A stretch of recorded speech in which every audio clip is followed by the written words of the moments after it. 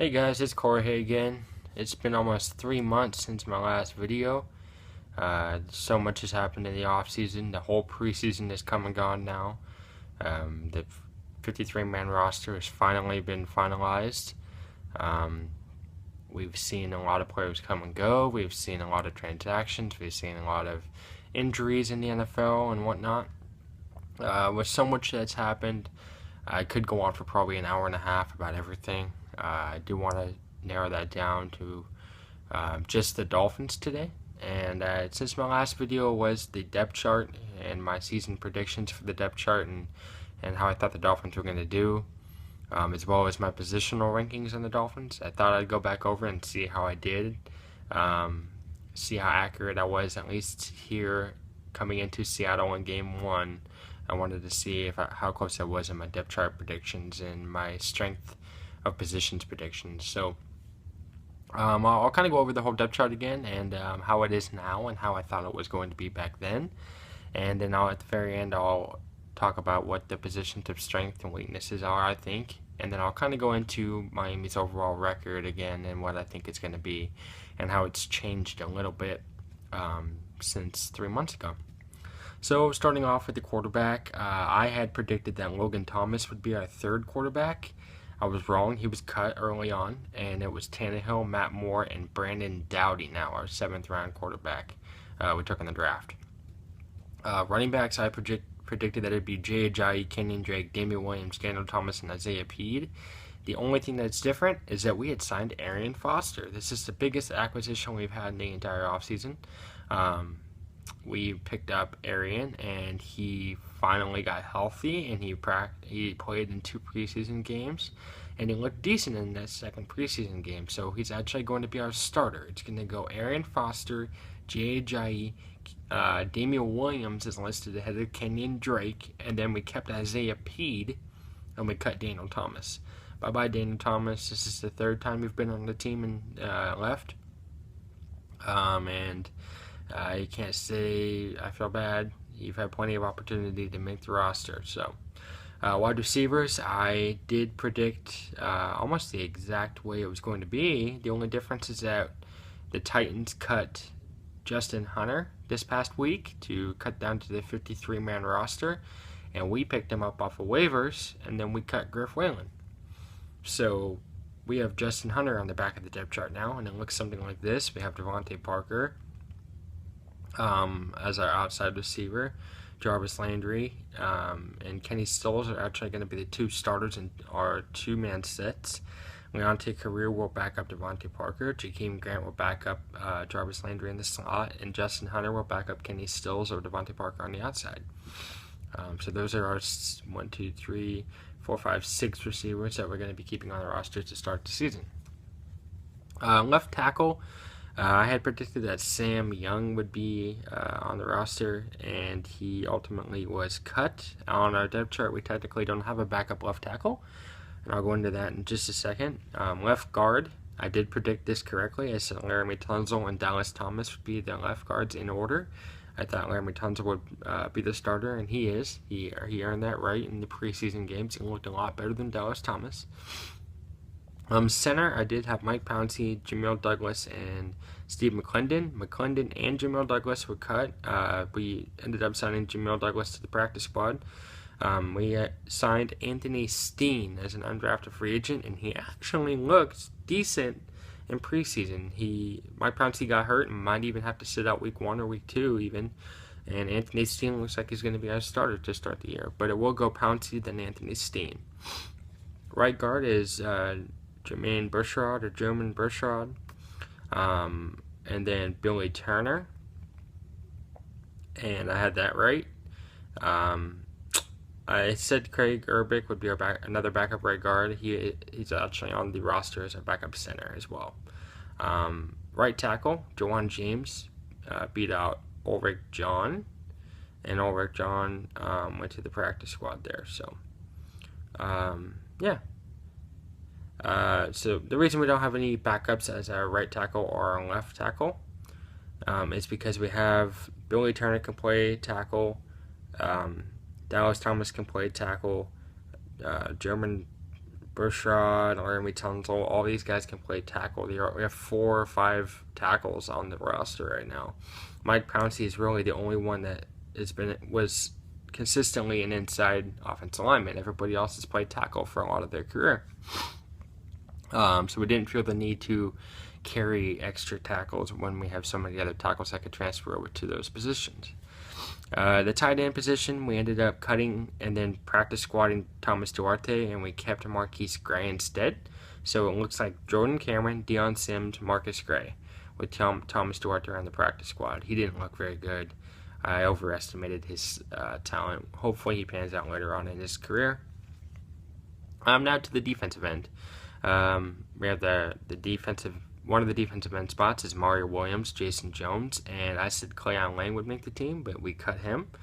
The other defensive end spot is Cameron Wake, Andre Branch, and Terrence Fede, and I got that one correct.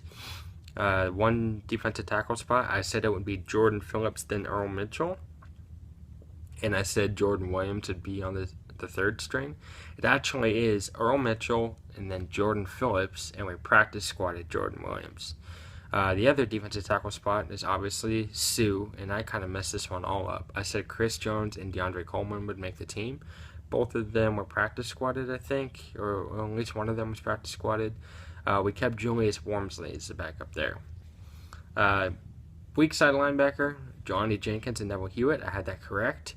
Middle linebacker, I had Kiko Alonso, Zach Vigil, and Mike Hole. We kept Kiko Alonso and Mike Hole, but we practice squatted Zach Vigil, I believe.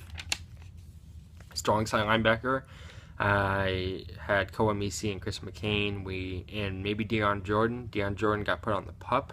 Chris McCain got traded, and then he was subsequently cut by the Saints. But we do have Koa Misi and Spencer Pasinger. Cornerbacks, I had this very close. The only thing I had an extra cornerback. I kept Ifo Ekriolomu, and we ended up cutting him. So it goes Byron Maxwell, Xavier Howard will get the start. Bobby McCain is our slot corner. Tony Lippett and Jordan Lucas.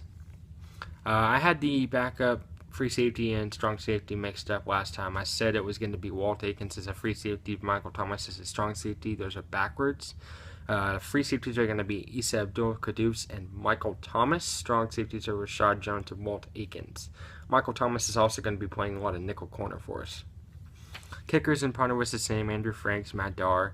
And now we have the official long snappers, John Denny. He's the longest tenured Dolphin player. He's also the highest paid long snapper in the NFL. He's actually getting paid more this year than Jarvis Landry. It's crazy. Our kick returner is going to be Jakeem Grant and Kenyon Drake. And our punt returner, I hope this is not going to be real, but it looks like it's actually going to be Jarvis Landry and then Jakeem Grant. So I hope Landry doesn't take that position the whole year, at least. I hope Grant improves enough to take that away from Jarvis Landry. I don't want to see Jarvis Landry get hurt, and I'm hoping Grant provides enough electric plays from the punt returning position that we can save face with Jarvis Landry. Now, going into the position talent and how I ranked them the last time, the 8 position groups, I ranked them as followed. Defensive line, offensive line, wide receivers, quarterbacks, linebackers, defensive backs, tight ends, and running backs. And that included starters all the way down to the depth. I took both into account. The only change I really have to make here, well, there's 2. I'm going to move running backs up to the 5th spot, and I'm going to switch linebackers down 1 and defensive backs up 1. So the list goes like this. Defensive line, offensive line, wide receiver, quarterback, running back, defensive backs, linebackers, tight ends. Now, I'll talk about it again as I did before. Defensive line, I feel like we have a lot of old veterans and then some decent depth behind them, with mostly older veterans, but we do have some young talent sprinkled in there. Offensive line, I feel like it should be, talent-wise, it's a top 10 offensive line. The issue is we've had talent before, and it never turns out to be what it should. So I hope our offensive line does what they did in the preseason, and that was protect Tannehill. Wide receivers is our 3rd best. I think we have a very deep group. The only issue I'm having right now is injuries. Devontae Parker has been called out by Adam Gase because he's been constantly injured all offseason again. It looks like he might even miss week 1, which is ultimately why we have kept 6 wide receivers and we signed Justin Hunter instead and cut Griff Whalen because we didn't need the slot receivers much. We needed another outside receiver to back up Devontae Parker. Talent-wise, Devontae Parker should be our number 1 wide receiver. The issue is he can't stay on the field. And if we can't get him on the field, he can't produce. So this position could even move down further, depending on how the season goes here. But right now, they are extremely talented and have good depth. Quarterback, obviously, Tannehill and Matt Moore. You don't really need the third quarterback, but Brandon Doughty's okay. Nah, I'm lying. He didn't look very good. But again, we're not really going to need him. Then I have the running backs, and this is the position that I had as the weakest position on the team earlier in the offseason. But by adding Arian Foster, Isaiah P doesn't look good as our last running back, but Arian Foster looks decent. Jai didn't look very good, but at least, we have him as a backup now as opposed to a starter. Kenyon Drake came back, and he's okay. And then we have Damian Williams, who's a good pass blocker and could catch a few passes out of the backfield. So it's an okay unit now, as long as Arian Foster is healthy, which of course could only last 2 games. It could last 1 series. We have no idea. Then I have it going defensive backs, and the reason I moved them up ahead of the linebackers, we haven't signed any linebackers. But one acquisition we did do in the defensive backs, and I forgot to mention this because he's not technically doesn't count toward our roster, but we did sign Chris Culliver, and he came off a knee injury last year, and we put him on I think he's on the PUP, which means he can't play for the first 6 weeks, and he's still recovering from knee injury, but when he comes back, he has the talent to be a starter easily for our team. He should be contending with Xavier Howard to be a starter when he comes back. Also, Xavier Howard has looked better. I like Xavier Howard so far. I'm happy with him. Rashad Jones is there. I like our safeties. I think we have very good depth at our safeties. I like Walt Aikens. I like Michael Thomas. I like Issa Abdul-Qaddus, and I like Rashad Jones. So the safeties are decent. Byron Maxwell has actually looked pretty good. I like Byron Maxwell, and I like Xavier Howard's looked okay. The issue is our depth is very bad. Bobby McCain is the next best player, and then after that, Tony Lippett shouldn't be on an NFL roster. Who else do we keep? Jordan Lucas shouldn't even be on. If he got cut by us, I don't know if he'd be picked up for our practice squad. He does not look good. So the depth for our starting defensive backs is not very good, but it's better than our linebacker depth. We have our 3 main linebackers, Kowamisi, Jelani Jenkins, who's currently hurt and might not play week 1, Kowamisi, and then our backups are Spencer Paysinger, Neville Hewitt, and Mike Hull.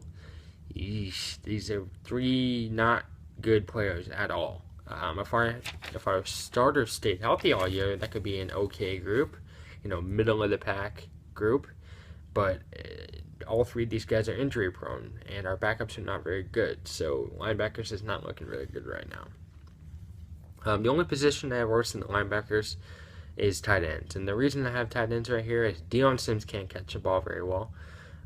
Jordan Cameron can't block, and he's dropped so many passes in the preseason. Jordan Cameron has to be one of the biggest disappointments the Dolphins have had in the last 2 free agency units, because the dude is getting paid a good amount. I think it's $8 million this year, and that's top 10 in our team. And he is just he was bad last year. He's not looked good in the preseason, and this is an offense that Gase wants to use the tight end. We've continued to put him in preseason games, albeit, but we've put him ISO'd out on a DB, a safety, or a linebacker, whoever's guarding him out there, one-on-one, and we've tried throwing the ball to him from the 2-yard line, and he's dropped every time. He's had easy touchdown catches that he's dropped. And it's just, he continues to drop things, and it's becoming frustrating as a fan to even watch. And our 3rd tight end, Marquise Gray, is nothing, it's not good. So our tight ends are probably the worst position on the team. I would not be surprised if we pick up a tight end here soon off of waivers, or if we should pick up a tight end and a linebacker off of waivers soon here. I think when I did my season prediction on the Dolphins, I had them ending at 7-9. As the offseason's gone on more and more, I've realized how bad our defense might be and how our talent on offense has not really shown much. I'm worried about our wide receiver group as far as if Devontae Parker doesn't pick up his injury, get rid of the injuries, and doesn't produce like we think he can. And I'm worried that our offensive line's talent level is way higher than our production. So as of right now, I actually lowered the Dolphins to a 6-10 season. It's just one of those things that I could see us losing another game to the Jets. I think I had them winning. I had the Dolphins beating the Jets at home. I could see them losing that game or losing one of the road games out in California. We played San Diego and LA back to back in California. I could see us losing one of those now instead. This team has the talent to be a 10-16 or an 11-5 team, but we're probably, the way the Dolphins are, they always have the talent.